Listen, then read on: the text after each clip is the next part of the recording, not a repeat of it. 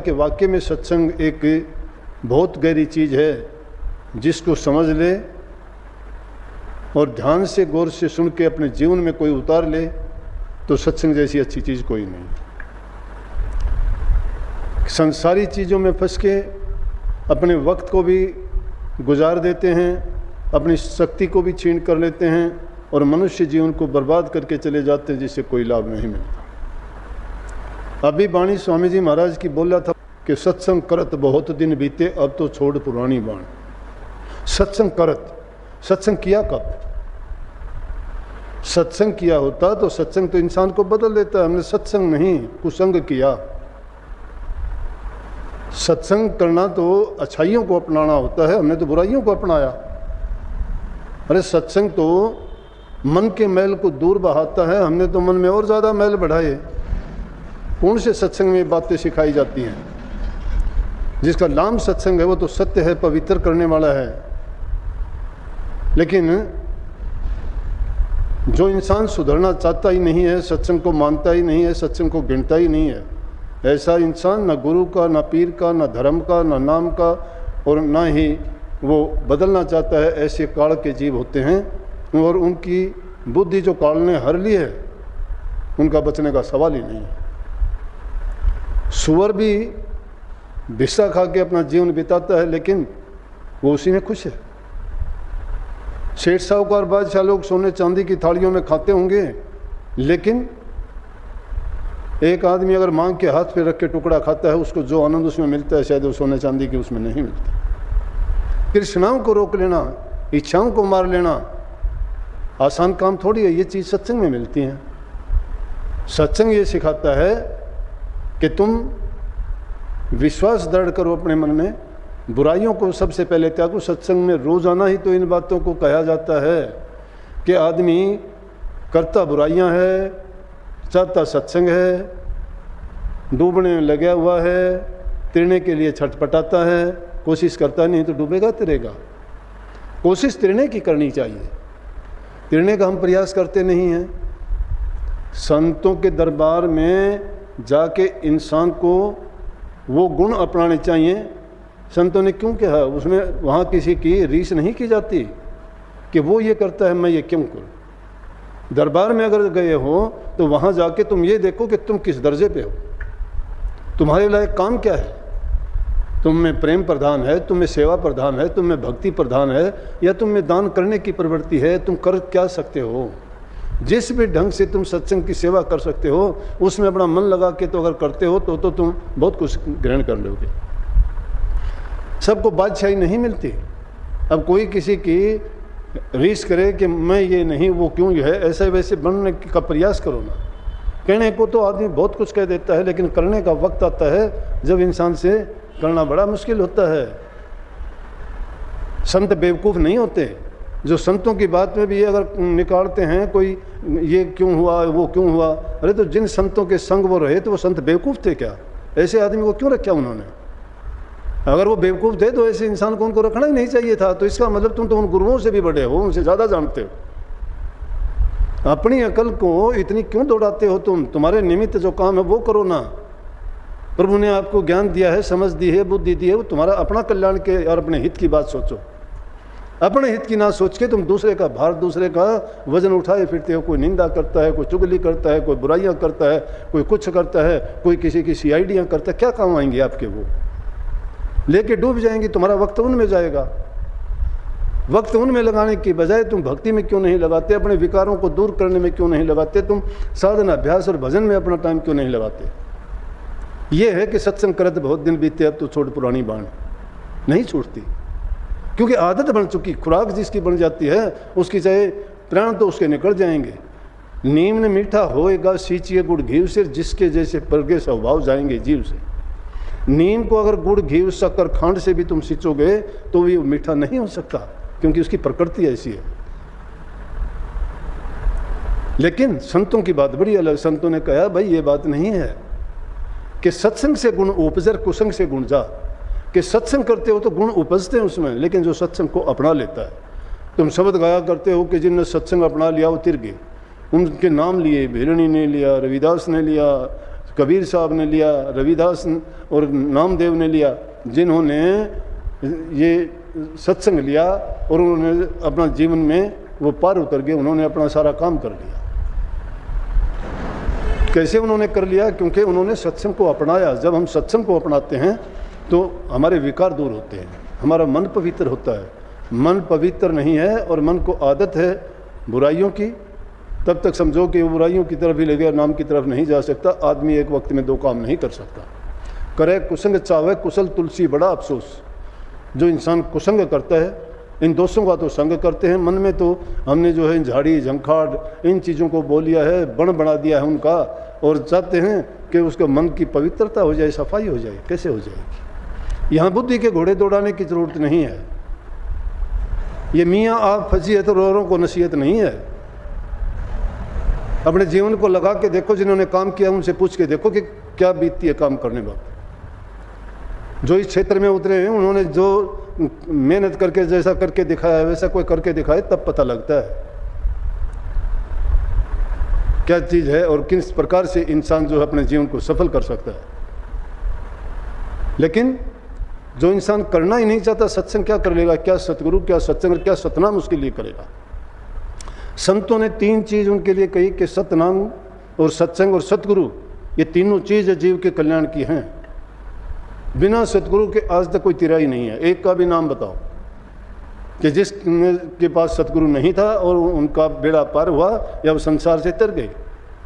चाहे कबीर साहब चारों युगों में आए थे, परमात्म रूप थे, लेकिन उनको भी गुरु धारण करना पड़ा था। रामानंद जी को गुरु बनाना पड़ा, क्योंकि दुनियादारी में ये लोगों ने कह दिया कि कबीर साहब सत्संग करता है, निगुरा है, गुरु कौन है तेरा? गुरु कौन है तेरा? पूछा तो क्या बताए? बोला कि मेरा गुरु तो कोई है ही नहीं। अगर कोई कह दे, आज भी बहुत से लोग, पाखंडी लोग बहुत हैं कि मेरा गुरु तो कबीर साहब है, मैं कबीर साहब को मानता हूँ, किसी को गुरु मानता ही नहीं। मेरे गुरु तो गरीबदास जी हैं। गरीबदास जिसने नहीं देखा, कबीर साहब जिसने नहीं देखा, नानक साहब जिसने नहीं देखा, उनको गुरु कैसे मानते हो? तुम तो गुरु मान लोगे, लेकिन गुरु और शिष्य का जो नाता है उसको जानते हो क्या? तुम तो गुरु मान लोगे, गुरु ने तो आपको नहीं अपनाया। कहाँ है गुरु? तब तो आप माने जाओगे कि गुरु भी तो आपको अपनाए। तुम तो मानते हो, इसमें कोई शक नहीं। तुम कबीर साहब को मानो, नानक साहब को मानो, दादू साहब को मानो, तो क्या उन्होंने भी आपको मान लिया कि हाँ मेरा शिष्य है ये? क्या ये योग्यता है कि आप में उनके शिष्य बन गए आप?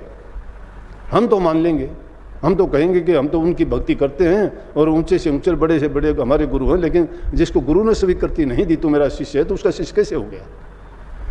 तो ये सब के सब हवा में तीर चलाने जैसी बातें हैं।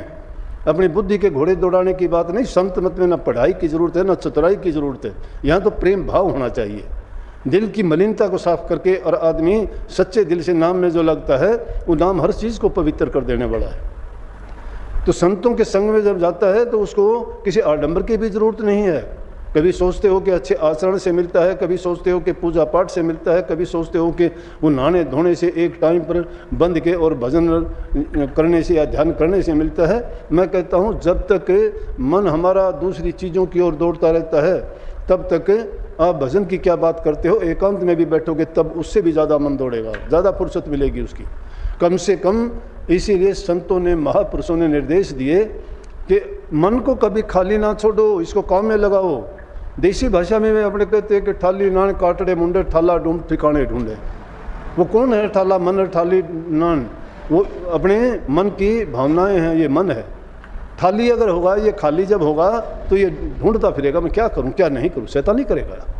जिसके पास काम करने के लिए वो शैतानी का टाइम नहीं है। शैतानी कौन इंसान करता है? जिसके पास कुछ करने के लिए नहीं होता, वो शैतानी ढूंढता फिरेगा। इसलिए मन को कभी भी खाली ना छोड़ो, इसको लगाओ। संतों ने कहा किस चीज़ में लगाओ? या तो सत्संग में लगाओ, सत्संग नहीं तो सेवा में लगाओ, सेवा में नहीं तो इसको नाम के सुमन में लगाओ। लेकिन वो नाम का सुमन भी कोई काम नहीं आएगा कि मन तो दौड़ता रहेगा और जबान से नाम का सुमन करते रहोगे। नाम का सुमन भी सच्चा सुमन उसको मानो जब तुम नाम के सुमन के साथ साथ आपकी भावना और आपके ख्याल भी सतगुरु में और नाम में ही जुड़े रहे।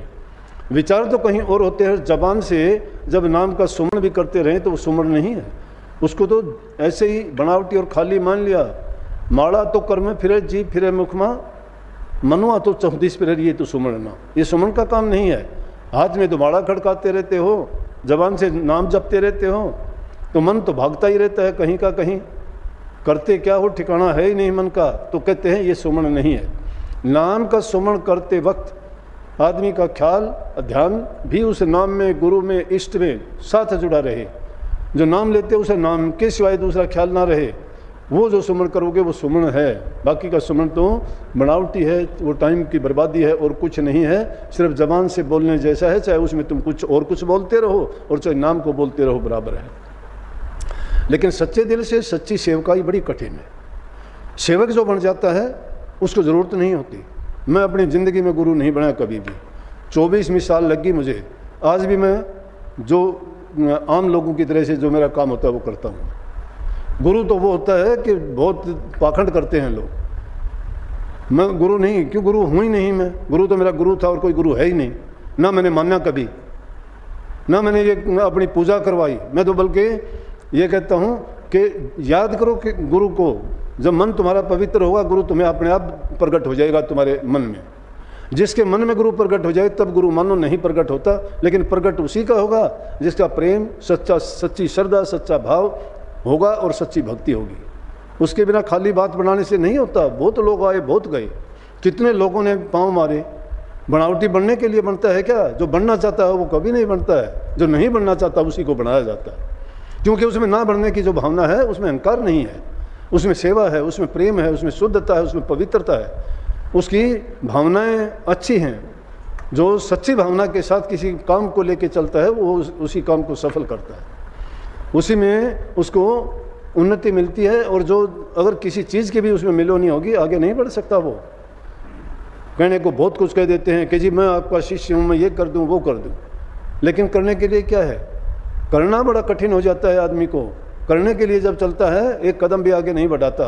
बात बनाने बड़ी है, बात बनाई जग ठग्या मन प्रमोद्या ना, कहे कबीर ये मन ले गया लक्ष्य 84 माँ।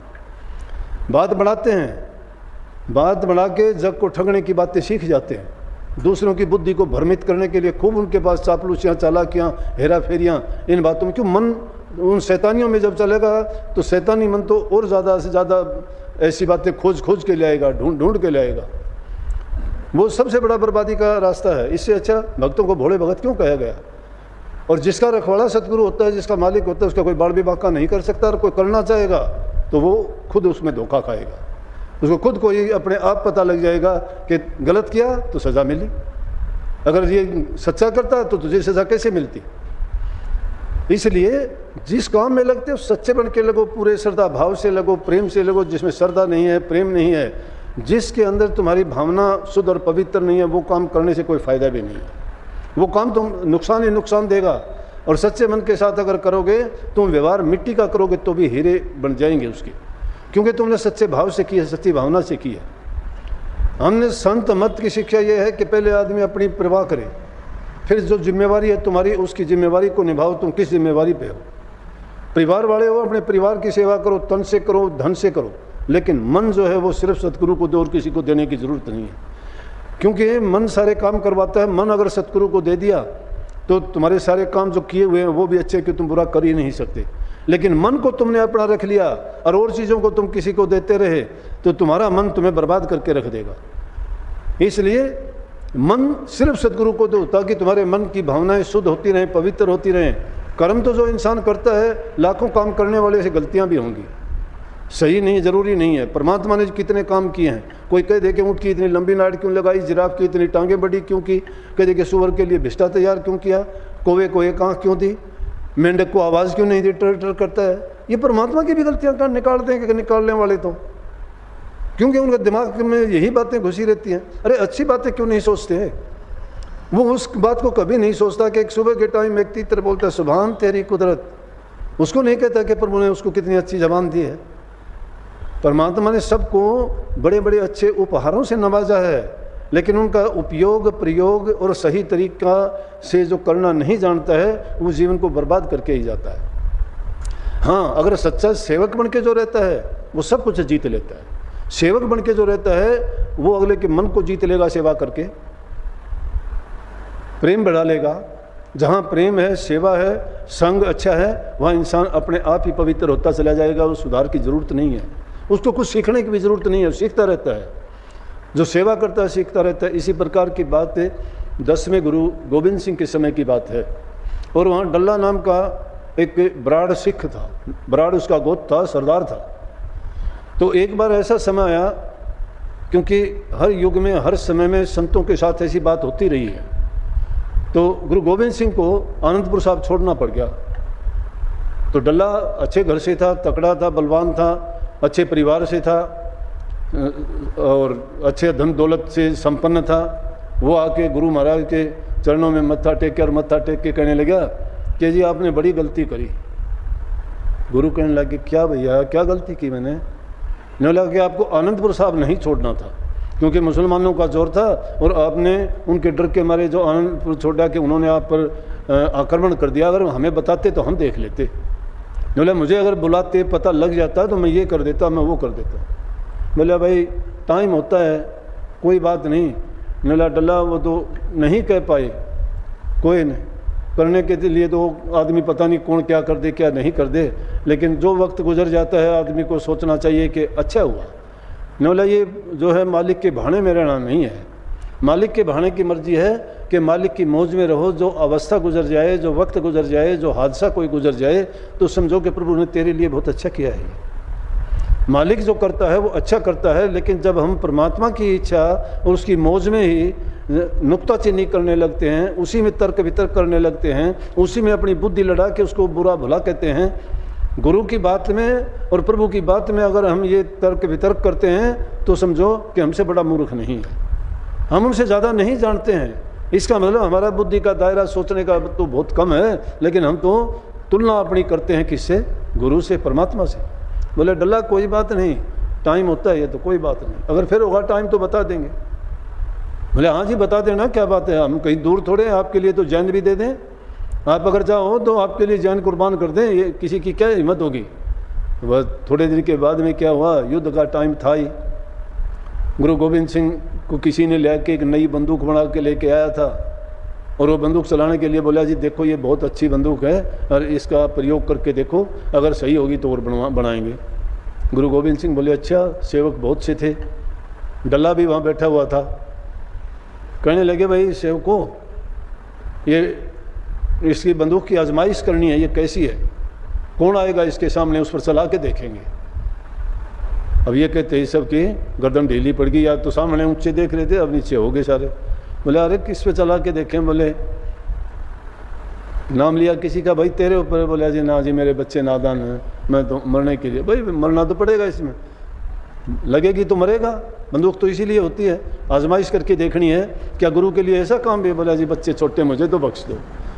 और दूसरे से कहा, कहने लगा जी मेरे से नहीं होगा जी, ये 100 बहाने लगाते रहे। 2-3 से पूछा, बोले फिर बात जो करनी थी गुरु ने तो ले जानी थी उसी जगह पे। बोले डल्ला बंदूक की आजमाइश करनी है।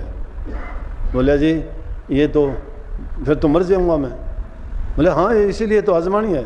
बोले ना जी ये तो मेरे से नहीं हो पाएगा। बोले अरे डल्ला तू तो कह रहा था कि मैं तो आपके लिए प्राण दे दूंगा, आपको आनंदपुर नहीं छोड़ना था, क्या यही तेरी सेवकाई थी, यही तेरे में शिष्य भाव था, यही तेरा समर्पण और त्याग था, यही बात थी कि? बोले जी कुछ भी कहो, ये तो मेरे से नहीं होगा। बोले अरे जाना वहाँ पे जहाँ घोड़ों के सेवक हैं उनमें जाके ने कहा कि भाई गुरु साहब के पास में एक नई बंदूक आई है और उसको आजमाइश करने के लिए एक सेवक की ज़रूरत है, उस पर गोली चला के देखेंगे।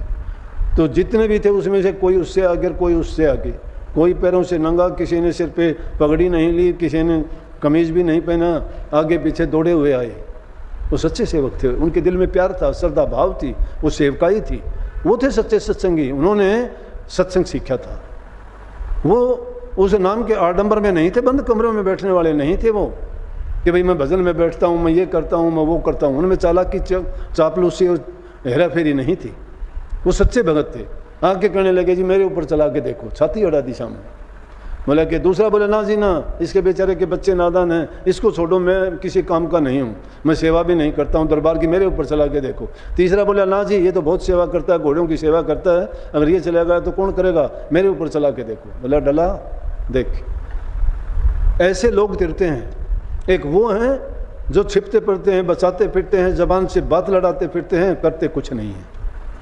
एक वो हैं सब कुछ करते हुए अपने आप को मिट्टी से मिट्टी कर रखा है और उसके बावजूद ये कहते हैं कि जी मेरे ऊपर चला के देखो, मैं किसी लायक नहीं हूँ। सब कुछ जो करता है वो कहता है मैं किसी लायक नहीं हूँ। सेवा करता है कि मेरे से सेवा नहीं बनती है। और कोई कहता है ना जी मेरे से ये अच्छा है। जो दूसरे को अपने से अच्छा समझता है, अपने को जो नकारा निकम्मा सोचता है, ये क्या है? ये वो भावना है जो इंसान सोचता है कि अगर मैंने प्रभु की भक्ति नहीं की, मैंने गुरु की सेवा नहीं की, मेरे दिल में अगर प्रेम और दूसरे का जो भलाई करने की कोई क्षमता और इच्छा नहीं है, तो मैं कैसा इंसान और क्या मेरा जीना है और क्यों मैंने जन्म लिया? ये चीज़ें जब तक इंसान के अंदर नहीं आती हैं, इसे परमार्थ के रास्ते पे चलने के लायक नहीं होता ये जीव। लेकिन ये चीज़ें आनी बड़ी कठिन है। मैं ये भी नहीं कहूँगा आज का युग जो है इसमें इतनी नहीं हो सकती, ये उसी युग में थी। अब टाइम उससे थोड़ा जो कलयुग का पैरा है वो ज़्यादा बढ़ता जा रहा है। इस युग में तो मैं तो अपने मन से कहता हूँ हमेशा एक जैसी चीज़ नहीं रही। बार बार जिक्र करता हूँ, अगर उन पिछलों की टेक को बांध के, पिछलों की जो बांध है टेका, जिनको कभी आँख नहीं देखा, पुस्तक में सुनी उनकी महिमा, टेक बांध मन उनका भरना।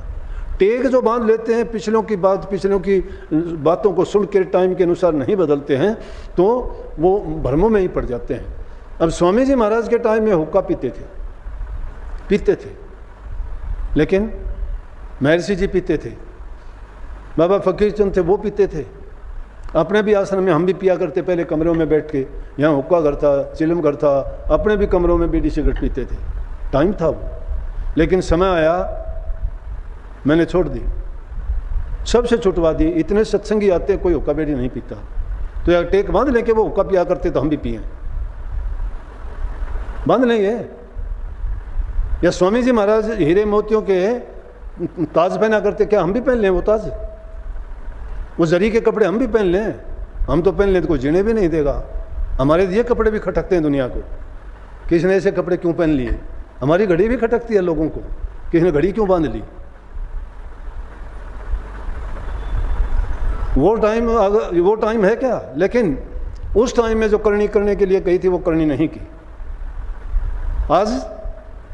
आज इतना है कि आज अगर आदमी अपनी मन की बुराइयों को छोड़ के सच्चा भी बन जाए तो भी उसी का कल्याण हो जाए। बुराइयों को भी त्याग दे तो भी कल्याण हो जाएगा। लेकिन दुख है कि वो बुराइयां भी नहीं छोड़ पाते। कहाँ नाम है, कहाँ गुरु है? कौन से गुरु ने शिक्षा दी है तुम ईर्ष्या पालो?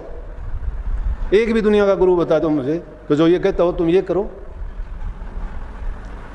गुरु सब कहते हैं भाई अच्छे बनो, बुराइयों को त्यागो, सबको गले लगाओ, प्रेम से सबसे प्रेम करो। कोई कह दे कि औरतों को ज़्यादा प्यार करता है, आदमियों को नहीं करता। क्यों? औरत संगत में नहीं है, इनसे तो ज़्यादा प्रेम करती ये हैं। क्या कमी है इनमें? इनके बिना कौन पैदा हो गया? क्या कमी है इनमें? सबसे ज़्यादा प्रेम है, सबसे ज़्यादा श्रद्धा भाव है, सबसे ज़्यादा सेवा है। जो ये कर सकती हो तो इंसान तो करता भी नहीं है कोई भी। सत्संग में जब इतनी संगत आती है, जून जुलाई का महीना होता है, ऊपर से जो सूरज की अंदर से चूल्हे की अग्नि जब जलती है, तो ये पानी जब टपकता है इनके शरीर से, जब देखा करो, जब भी इनको मान लिया करो। किस भाव में, क्यों सोचते हैं ऐसा? इनको तो हमारे से ज़्यादा ऊंचा दर्जा मिलना चाहिए। इसलिए संतों ने सबके लिए कहा है कि अपने अंदर ये द्वेष और ईर्ष्या की जो तुमने पाल रखी है उसको बाहर करके प्रेम पैदा करो। सबके लिए श्रद्धा भाव रखो, सबको गले लगाओ। जहाँ प्रेम है वहीं भक्ति है, जहाँ सेवा है वहाँ भक्ति है, जहाँ आपसी मेल जोल है, प्यार है, वहाँ भक्ति है। जहाँ द्वेष है वहाँ तो हर जगह लड़ाइयाँ होती हैं। सत्संग में आते हो, सत्संग की बातों को सीखा करो, सत्संग को जाना करो, पहचाना करो। कोई जाति भेद नहीं है, कोई लिंग भेद नहीं है, कोई ऊंचा नीचा नहीं है, कोई गरीब अमीर नहीं है। प्रेम बढ़ाओ। और अच्छी चीज़ को तो सब अपनाते हैं, बुराई को कौन अपनाता है? बुराई को गले लगाने वाला मैंने तो कोई देखा नहीं। सब अच्छी चीज़ चाहते हैं। कोई चाहता है कोई नफरत करे किसी से? अगर नफरत करेगा तो कौन किसके पास आएगा? किसी को अगर जीतना है तो उसके मन को जीतो, उसके मन को जीतना है तो उसे प्रेम करो, उसको इज्जत और सम्मान दो। ये चीज़ें जो अपना लेता है वो सत्संग में उन्नति पाता है, वही सत्संग में आगे बढ़ पाता है। माँ बाप की सेवा जिसने नहीं की, माँ बाप की सेवा जिसने नहीं की, क्या खाक भक्ति करेगा? क्या गुरु की सेवा क्या करेगा? वो जिसके घरों में खुद के प्यार नहीं है, वहाँ बाहर जाके प्यार कहाँ से लाएगा? वो प्यार की पाठशाला में वो बैठा ही नहीं, जिसमें खुद में संस्कार नहीं है, और जो उन्होंने अपने घर परिवार में सीखे बाहर जाके वैसा ही व्यवहार करेगा। वो जो अपने व्यवहार को नहीं सुधारता है, लेकिन सत्संगों में तो अच्छी बात बताते हैं, सत्संगों में ये नहीं सिखाते। लेकिन एक इंसान चुन चुन के जो बुराइयों को ही खोजता है तो जहाँ जाएगा बुराई खोजेगा। तो इसलिए अपने आप को ऐसे कभी ना बनाओ कि आप किसी के दोष देखने वाले बनो, नहीं, गुण देखने वाले बनो। जो गुण ग्रही होता है, गुणों का भंडार भर लेता है, वो गुण देखने वाला अपने आप को बर्बाद कर लेता है। चिंगारी आग की छोटी होती है, वो जलाती है। प्यार जो से बढ़ता ही जाता है, खत्म नहीं होता कभी भी। प्यार पैदा होगा आपस के मेल से, इज्जत सम्मान देने से। तुम अपनी इज्जत चाहते हो, दूसरे की इज्जत करके देखो ना। तुम किसी को बुरा बोलते हो, कड़ा बोलते हो, नफरत करते हो, उसके बारे में बुरा विचार पालते हो, तुम्हारा कहने की जरूरत नहीं, अगले के मन में अपने आप बुरे विचार आ जाएंगे। एक बार कहते हैं एक राजा था और साथ में एक साहूकार ने चंदन की लकड़ी की दुकान कर रखी थी। उसकी चंदन की लकड़ियां नहीं बिकती थी, वो बैठा रहता बेचारा। एक बार विचार आया, राजा गुजरता, उसने सोचा राजा बड़ा आदमी है, अगर ये राजा मर जाए ना तो इसमें चंदन की लकड़ियों को मैं चिता जलाएंगे, इसकी तेरी लकड़ी बिक सकती है, उसमें बहुत लाभ होगा। अब राजा वहाँ से गुजरता, राजा ने उसको देखा, मन के भाव थे उसके, जो भाव थे उसके भाव देख के कहने लगे वजीर से, बोला इसको जो है सज़ा देनी है, इसको बुला। वजीर बोला कोई बात भी नहीं, जाके सेठ से बोला कोई बात होगी क्या तेरी? बोला जी नहीं। बोला कुछ तो हुई होगी। कि राजा इस तरह से, बोला जी कोई कुछ नहीं। बोला तेरा कोई विचार आए हो? जो विवेकशील होते हैं वो बात को खोजते हैं पूरी गहराई तक जाके। बोले भाई कोई तुम्हारा विचार ख्याल ऐसा आया हो? बोला जी मेरा विचार ख्याल और तो कुछ आया को नहीं, इतना ख्याल ज़रूर आया था कि भाई मेरी चंदन की लकड़ियाँ काफ़ी समय से नहीं बिक रही, मैं परेशान हूँ, राजा अगर गुजर जाए ना तो मेरी सारी लकड़ियाँ बिक जाए। बोला कि तू ये मन से अपना ख्याल निकाल दे और राजा के प्रति इज्जत कर और सम्मान का ख्याल रखेगा ना। तो वजीर ने जाके कह दिया जी अभी तो मिला नहीं, उसको फिर बुला के लाऊंगा। वो दूसरे तीसरे दिन गया, तब तक वो उसके बारे में, राजा के बारे में अच्छा सोचने लगा। तो राजा बोला वजीर तूने बहुत अच्छा किया, इसको नहीं बुला के लाया। बोला जी क्या बात है? ने बोला कि इसका कोई दोस्त तो था कोई नहीं, मैं किस लिए इसको बुलाऊँ था। तो मन को मन से चाह होती है, मन को मन से राह होती है, मन को मन से पहचान लेते हैं। बोला कि बहुत अनर्थ हो जाता है, तो गलत हो जाता, मैं तो बहुत गलत कर देता, अगर ये बात हो जाती तो इसको सज़ा देता। बोला आप बड़े समझदार हो, आपने वक्त पे मुझे दे दिया, समझ दे दी, थोड़ा टाइम बीच में मिल गया तो उसके कारण ये बच गया। बोला जी असल में बात ये थी कि उसका ख्याल आपके प्रति अच्छा नहीं था, और वो ख्याल अच्छा ना होने के कारण आपको भी ये लगा कि भाई वो जो नफ़रत थी वो आपके दिल में भी आ गई। बोला इसलिए अब उसने वो मैंने उसके नफ़रत के ख्याल थे आपके प्रति वो निकाल दिए, तो आपका भी मन साफ हो गया कि भाई वो सच्चाई प्रकट होगी दिल में। इसलिए अगर हमारा दिल सच्चा होगा तो हमारे दिल में सच्चाई, प्रेम, श्रद्धा सब चीज़ आ जाएंगी। अगर हमारे मन में खोट हो जाएगा ना, हमें सब कुछ बुरा लगेगा। एक बार जिस इंसान का जो चश्मा चढ़ जाता है वो उसी रंग से देखता है, बदल नहीं सकता। इसलिए कभी भी अपने अंदर ये गुण ना आने दो कि आप दूसरे के दोष देखो। दूसरे के दोष क्यों देखो, अपने दोष देखा करो। अपने आप को सोचा करो कि मैं दूसरे के दोष देखता हूँ, मैं क्या करता हूँ, मेरे अंदर कितने अवगुण हैं, क्या मैं पाक साफ पवित्र हूँ? अगर ऐसा हूँ तो भी मुझे दूसरे को कहने का हक नहीं है। मेरा क्या सरोकार उन चीज़ों से, मेरा मेरे प्रति है। मैं करूँगा वो पाऊँगा, जो मैं कर्म करूँगा वो कर्म फल मुझे मिलेगा। इसलिए नेक कर्म करोगे तो आपको सुख मिलेगी, शांति मिलेगी, संतोष रहेगा, धैर्य होगा, सहनशीलता होगी। और जहाँ ये चीज़ वास करते हैं वहाँ आदमी जीते जी स्वर्ग भोगता है। और ऐसे शांत स्वभाव वाला, सुखी मन वाला, संतोषी विचारों वाला आदमी जहाँ कहीं भी जाएगा ना, उसको सुख और प्यार ही मिलेगा, इज्जत ही मिलेगी। क्योंकि वो कहीं बाहर से नहीं आती, इंसान के अपने दिल से आती है। जिसे खुद के दिल में नहीं है, दूसरा क्या देगा उसको? तुम अपने दिल से किसी को दोगे तो तुम्हारे दिल में भी वो खुशी उसी को उसके बदले में वही मिलेगी। इसलिए किसी भी चीज़ को करने के लिए ये बात बताई है, तो अगर प्रभु के नाम को तुम उसका सुमन सच्चे मन से करोगे तो क्या उसके गुण आप में नहीं आएंगे? प्रभु में क्या क्या गुण है? ये सब के गुण है। भले और बुरे को समान मानता है। परमात्मा ना बुरे को सजा देता है ना भले को इनाम देता है। वो कहता है अपने कर्मों का फल तुम खुद पाओगे। तो ये गुण आ गया हमने कि हम भी सोच लें कि वो करता है वो भोगेगा, हम करते हैं हम भोगेंगे, क्यों किसी का पाप उठाया। सबके साथ प्रेम करो, प्रेम अच्छी चीज़ है, हमें भी शांति रहेगी, अगले को भी रहेगी। जो हम किसी से को देंगे वैसा ही हमें भी मिल जाएगा। कष्ट देते हैं कष्ट मिलेगा, दुख देते हैं दुख मिलेगा, प्यार करते हैं प्यार मिलेगा, इज्जत देंगे इज्जत मिलेगी। इसलिए हमारे पास और देने के लिए क्या है? देना लेना तो संसार का वो व्यवहार है। जैसा दोगे वैसा पाओगे, जैसा करोगे वैसा भरोगे, जैसा बोओगे वैसा काटोगे। इस सिद्धांत पे अगर इंसान काम करता है तो मन से चिन्मय, आत्मा से शुद्ध और पवित्र जो हो जाता है, उसको भक्ति करने में कोई कठिनाई नहीं आती।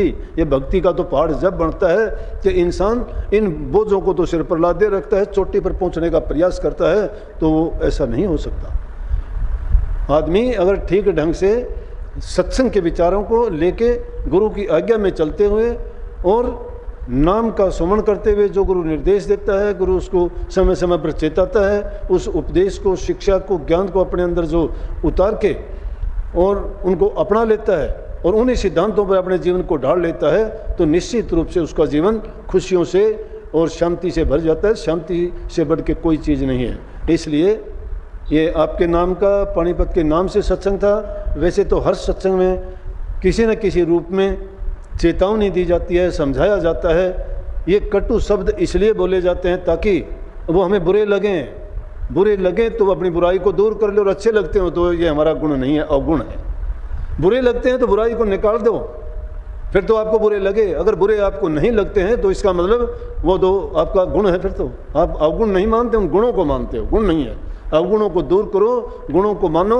अवगुण रहित जब हो जाओगे तभी आप नाम को चित्त में बैठा पाओगे, गुरु के घर के होगे, और तभी अपनी रूह को पाक साफ पवित्र करके उसके निज देश में पहुंचाने के लायक बनोगे।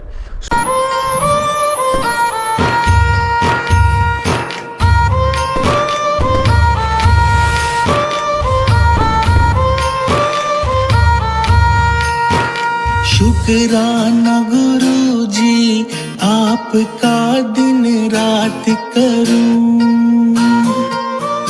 शुक्राना गुरु जी आपका दिन रात करूं।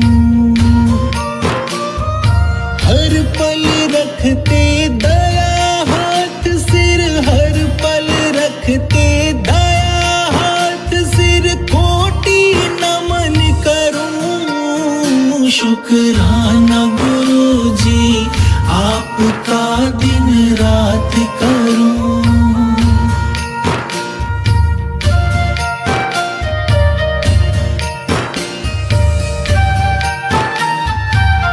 मैं तो हूँ अज्ञानी गुरुवर, काल ने बड़ा सताया जी। सोए भाग मेरे जाग गए, आपने गले लगाया जी।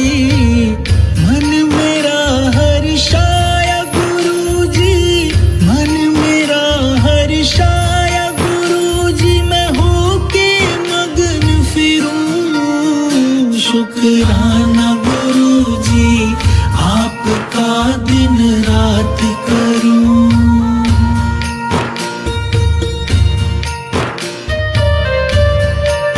के नाम दवाई पर खानी इतनी आसान नहीं, जो खावे जीवत मर जावे, फिर जीवन का काम नहीं। मिल सहज में कोई ले लो, लगता कोई दाम नहीं। तार धारणा निश्चय कर ले, बिन इसके कल्याण नहीं।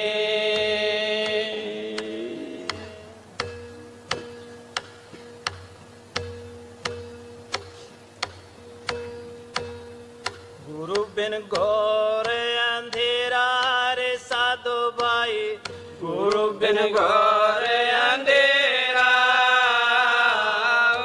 ओ जी। गुरु बिन घोर अंधेरा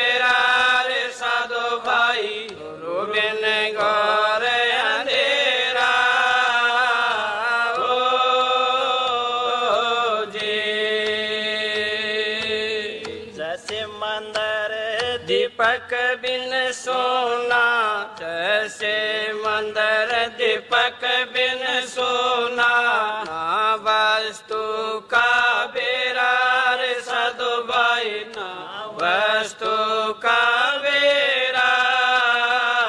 ओ जी जगमग जोत जगी मंदिर में, जगमग जोत जगी मंदिर में, हो गया दूर अंधेरा रे साधु भाई, हो गया दूर अंधेरा। ओ जी गुरु बिन गौर अंधेरा रे साधु भाई, गुरु बिन गौर अंधेरा। ओ जी गुरु बिन गौर अंधेरा रे साधु भाई, गुरु बिन गौर अंधेरा। ओ जी जैसे कन्या रे कवारी, जैसे कन्या रे कवारी, ना प्रीतम का बेरा रे साधु भाई, ना प्रीतम का बेरा। ओ जी आठों पैर रहे आलस में, आठों पैर रहे आलस में, खेल खेल घनेरा रे साधु भाई, खेल खेल घनेरा। ओ जी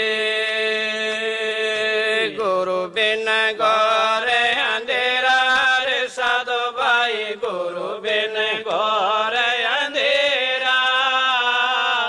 ओ जी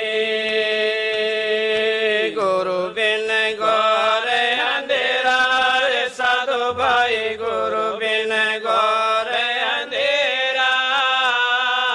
ओ जी मिर्ग की नाभि में है कस्तूरी, मिर्ग की नाभि में है कस्तूरी, ना मिर्गे न बेरा रे साधु भाई, ना मिर्गे न बेरा। ओ जी दौड़त दौड़त फिर जंगल में, दौड़त दौड़त फिर जंगल में, सोंग्या घास घनेरा रे साधु भाई, सोंग्या घास घनेरा। ओ जी गुरु बिन गौर अंधेरा रे साधु भाई, गुरु बिन गौर अंधेरा। ओ जी नाथ गुलाब गुरु मिले पूरे, नाथ गुलाब गुरु मिले पूरे, देना ज्ञान भलेरा रे साधु भाई, देना ज्ञान भलेरा। ओ जी नाथ गुलाब गुरु मिले पूरे, नाथ गुलाब मिले गुरु पूरे, देना ज्ञान भलेरा रे साधु भाई, देना ज्ञान भलेरा। हो जी भानी नाथ शरण सतगुरु की, बानी नाथ शरण सतगुरु की, अमरापुर मारा डेरा रे साधु भाई, अमरापुर मारा डेरा। ओ जी बिन घोर अंधेरा, हरे साधु भाई गुरु बिन घोर अंधेरा। ओ जी राधा स्वामी।